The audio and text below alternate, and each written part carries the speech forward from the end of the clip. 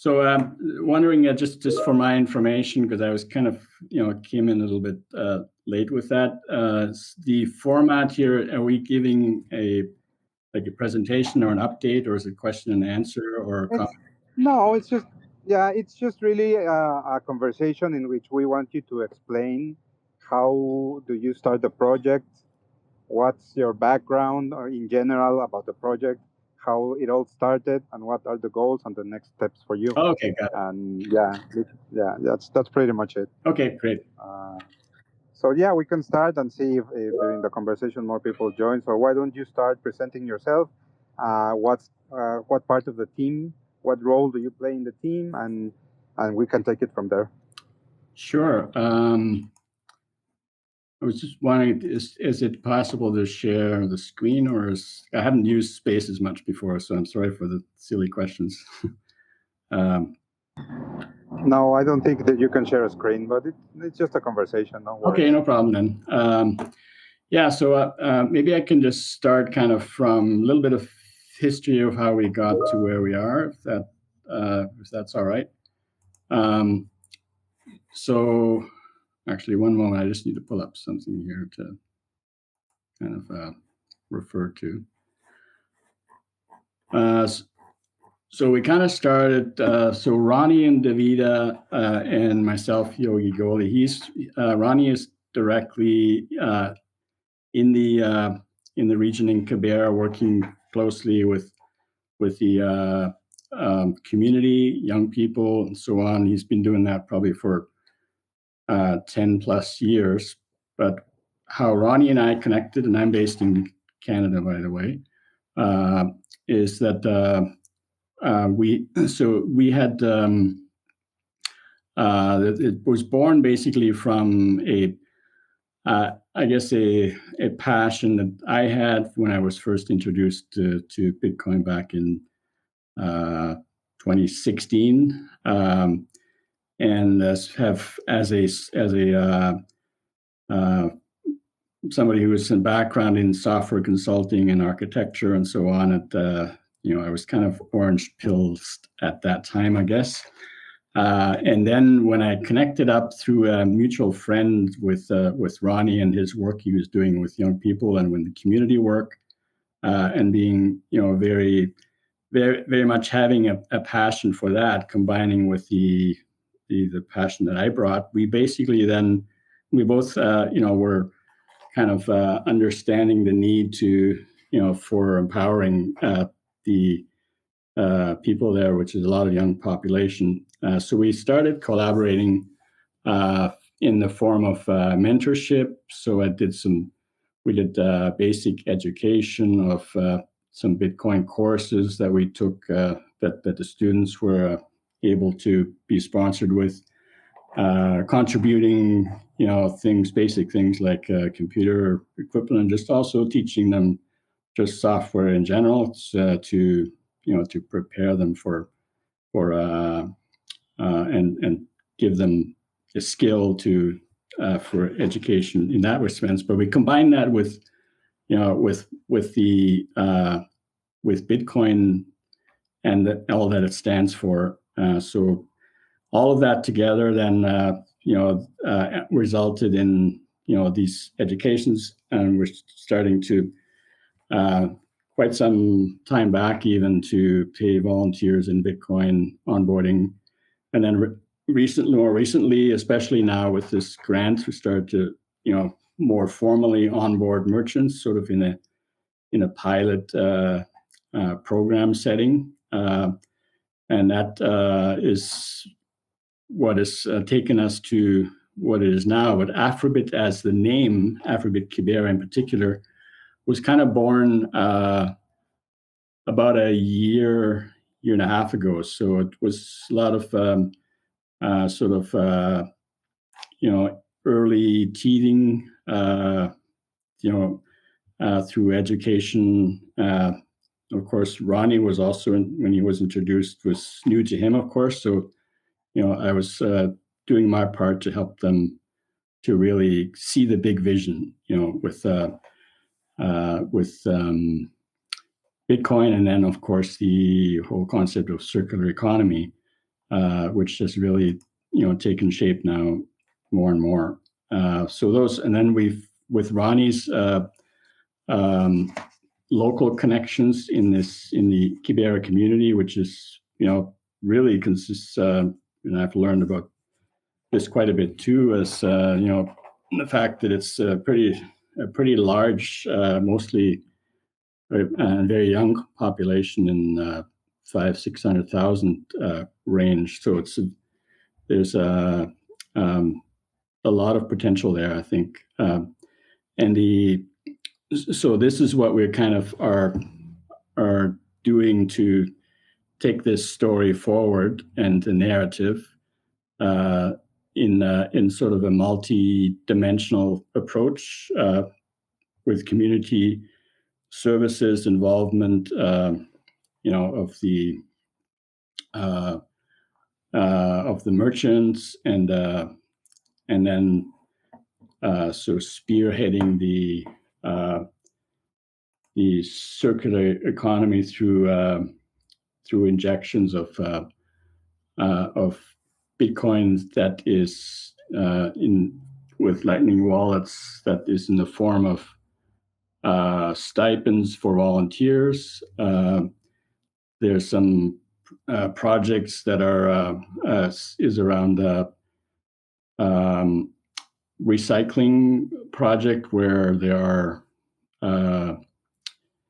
are young people and volunteers, I think, or people who are doing the work for collecting recycling are being paid in Bitcoin. So that is an emphasis that we have to be able to actually have people earn Bitcoin with work that they're doing, and then having at the same time merchants that are being onboarded that can accept the Bitcoin that's being earned by some of these projects, like the recycling project. And I think there's a couple of other ones too that are doing a similar kind of thing to get the circular economy kickstarted and brought into active activities. And then with that, as our vision and strategy with Afribit is to use that kind of as a branding vehicle for people to really get comfortable with the Bitcoin, Lightning, and the circular economy concept, and then so on the technology side, what we're doing is we're doing and having an active development with a couple of developers that are working on an Afribit branded Lightning wallet, which initially will be sort of basically a fork of the Blink wallet, but we have feature development roadmap for that to just build out more features, for jets that supports circular economy adoption. Interestingly, and I think probably appropriate to mention that as one of our developers, the front end developer, particularly for the Afribit UX and UI development. His name is Marco. He's from the University of Zurich. He actually did his thesis on this Afribit wallet development, mostly on the UX and UI side, and particularly his specialties in human-computer interfacing. So he's brought a wealth of knowledge in that part to the table, and he actually did a thesis on this, which he presented, was actually nominated for by one of the UN organizations, and he's just recently, a couple of weeks ago, presented that thesis with this use case study, particularly in Kibera, to a symposium in Berlin, in Germany. So it's getting some exposure to that, from an academic level as well, which is kind of nice to see. So this is, those are the various different fronts that are all kind of happening as far as what can be associated to the Afribit name and Afribit Kibera name, and how we are building out this image and so on. And Awesome. So Kibera, I know that it's in Nairobi, right? correct, yeah, it's outside of Nairobi. Yes. Okay, so, and are you related somehow with the other project that we had like 2 weeks ago? It's called Bitcoin Nairobi, actually. So are you in any way related, or do you work together somehow? Yeah, we're partnering. It was actually, it's kind of that's one of the partnerships that we have with Bitcoin Nairobi. And Ronnie, has personal and close contact and collaboration with them. I haven't personally met him yet, but I know there's some good work going on. Particularly, I think they're focusing more on, the education and with the Bitcoin diploma courses, from what I understand. So yes, Bitcoin Nairobi is one of the partners that we have, and Ronnie is very good and believes in community partnerships. So to basically complement each other wherever we can. So Afribit, Awesome.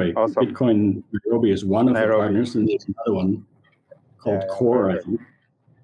And in the education efforts that you are doing there, are you using the Mi Primer Bitcoin diploma as well?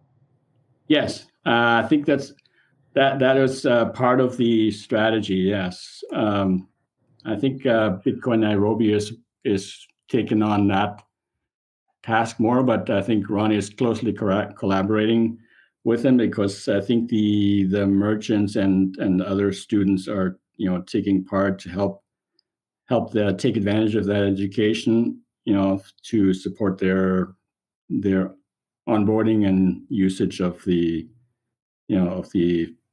Bitcoin transactions, and on the point of sale, as well as general transactions and usage of the Great, perfect. No, that project about building your own wallet, it sounds really good, because of course an open source project like this, that's the whole point, to adapt it to the necessities of the local community, which I understand is what you are doing, right? That's right, yeah. And our original vision, which still is our vision, is to as the saying goes, you need to learn to walk before you can run. So we are basically kind of leveraging what has been already done on a technical level with the Galloy project, which is essentially the Blink wallet that uses the Gallo infrastructure. So ultimately, what we are envisioning is to have what we call kind of a community-based Bitcoin bank, where there are essentially, we can run our own infrastructure with the BTC Pay server and the Lightning node that's underlying the infrastructure, so that the community and the community leaders can basically be more self-sovereign in that respect. That's great. That's super great. And what would you say is currently the percentage of acceptance or adoption in the community for Bitcoin, both in the user part and then also the merchants? So for the merchant part, I think we are now at 39 merchants that have been onboarded, and growing. On the community users, they're I think it's that part of the penetration, I think, happens more with what the um, how the some of the projects are being funded through stipending and through paying some of these pilot projects, like the recycling project, paying them in Bitcoin, and then that's one thing. And the other thing is they're creating various different art, different signages and things that are used to kind of put the name out here to create awareness. I know one of the things is there's the in Kibera, there's for transportation, there are these mopeds. I forget the name of them, but they're very common, and they basically kind of like taxis. So they created signs, for them to kind of be sort of a rolling advertisement to create the awareness for Afribit, but then by association, of course, Bitcoin and in Lightning, because that leads kind of into that as a sort of a name recognition strategy. Oh, perfect. Yeah, that's very good numbers actually, right? 39 merchants already. Yeah, and we've started. I think the pilot program started in mid-August, I think, or early August. So it hasn't been that long. So they've been very busy. Yeah, even better. And in terms of education, do you have like a school or a classroom where you are giving these classes? And what are the numbers there? How many students do you have? Or It's a good question. So there's two parts to that answer. One is Ronnie's home. He's actually been his home and the property that he has is right very close and right in proximity of the Kibera area. So he's been basically using part of his home for classroom space. But I think uh, Bitcoin Nairobi, they use some spaces as well, and I don't have as much information on that, because I think if Ronnie was here, he could give you more details on that. But that's something that he can probably speak to better. I'm not sure if Mitch is on spaces, because he's part of the on the ground workers that has been responsible for onboarding quite a number of merchants, and I think he's a merchant himself as well, because he's got a. okay, so if Mitch is there, can you raise your hand and request to speak, and I can send you up to stage? Do you see him or her? I don't know. Let me check. It's him. Where's my? Let's see. Let me see.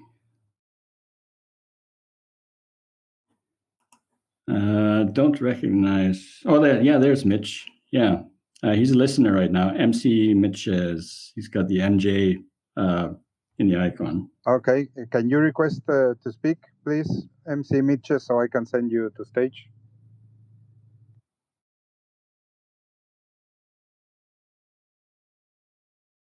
I think you press the microphone button, I think, right?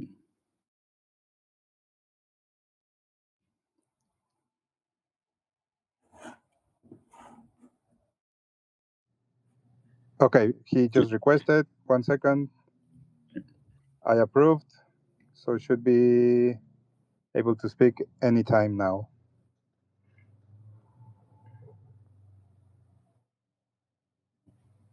Okay, there, perfect. Hey, Mitch. So if you unmute, Hello, can you hear me? Welcome. Hi, can you hear me? Yes, we can hear you. Yes, my name is Mitch as Juma from Afribit Kibera. Actually, yes, the way Mr. Yogi has said it, I'm a merchant in Kibera, and so far we've onboarded 39 merchants that is on the BTC map, and we are still proceeding with the work. here in Kibera. So maybe if you can ask the question again, I think I'm in a position of answering.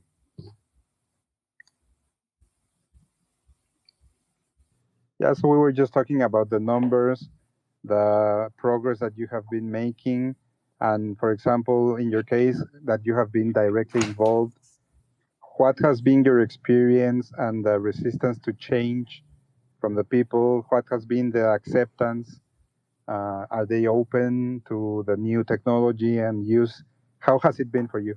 Yeah, so what I can say about the technology of Bitcoin and how the people back here in Kibra are taking it, like some of them do think that it is scam because there has been a lot of scammers who came earlier on with these things like shit coins and other coins that were not adding value to the normal people of Kibra and maybe some other parts of the world.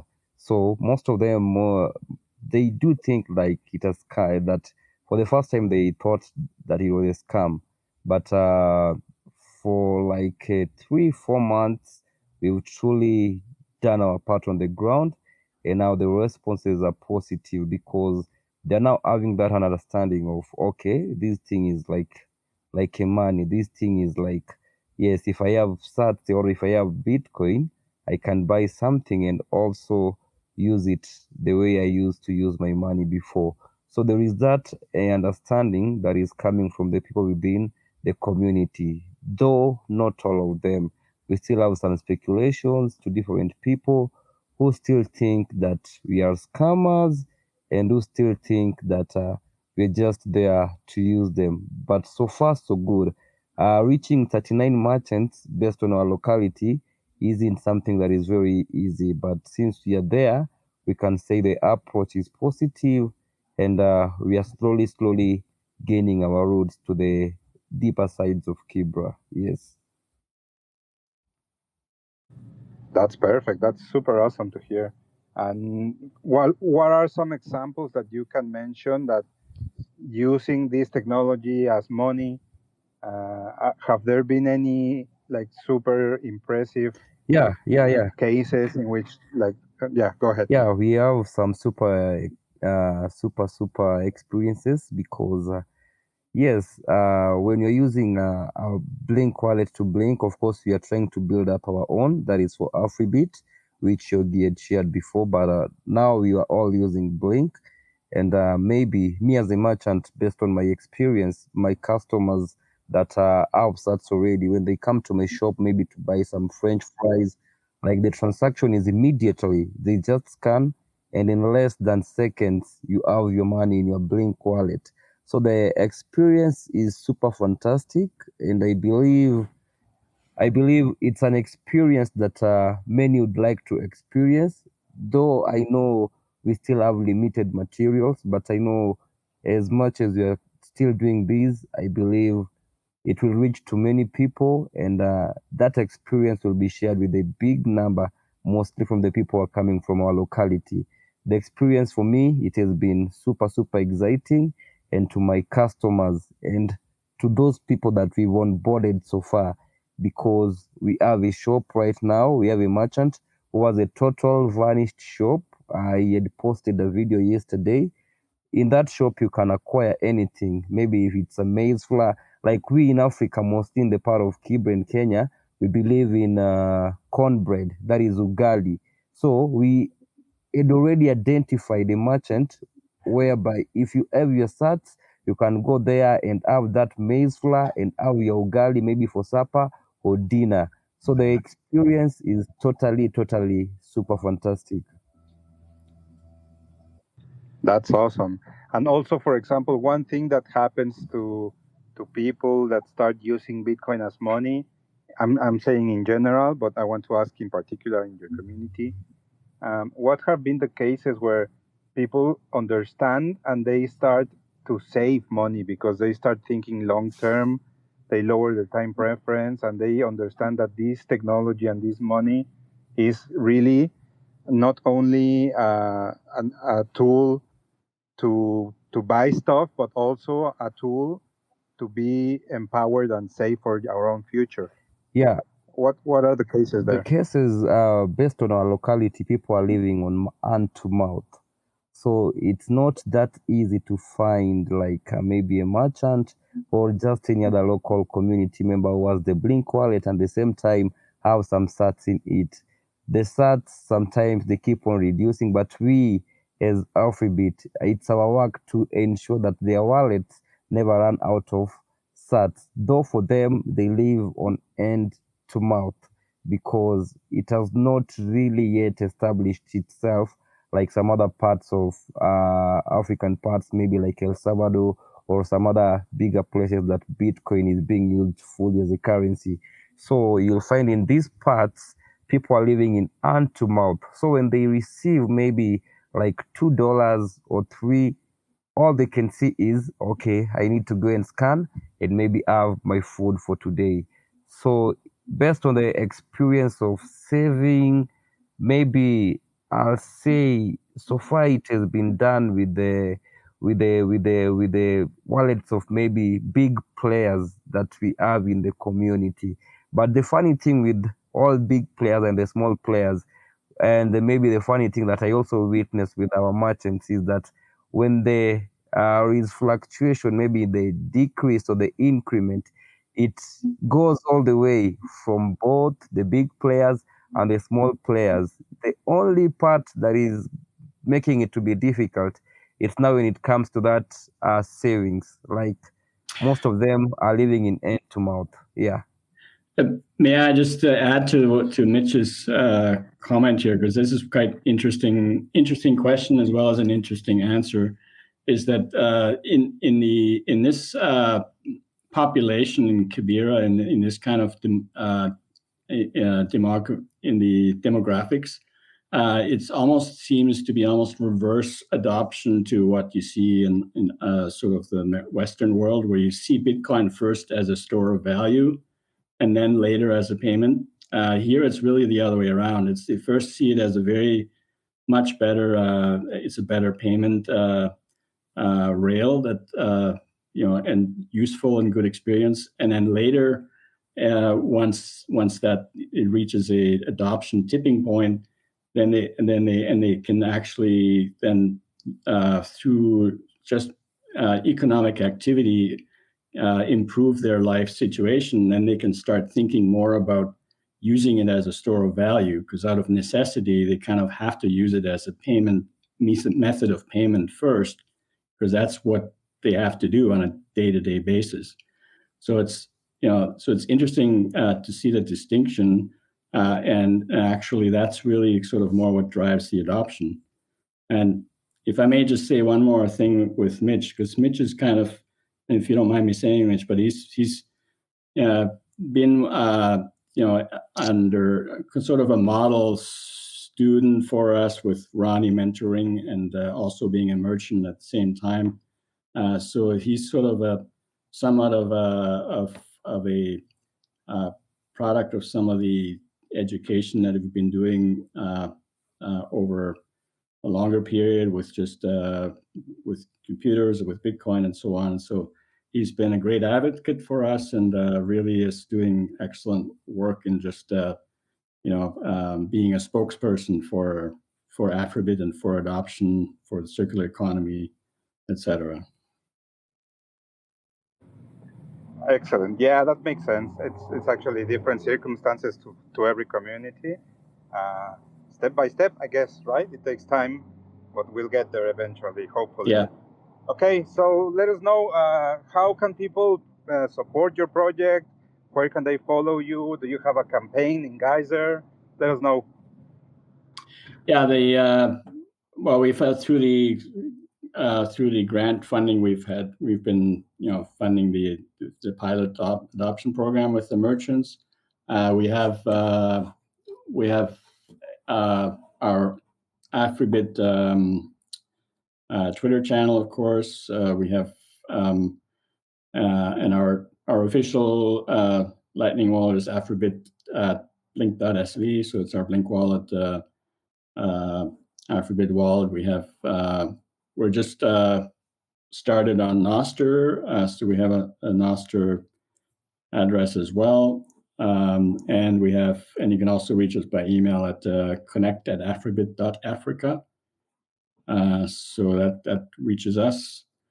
We have the website is just coming on stream in the next few days, afribit.africa.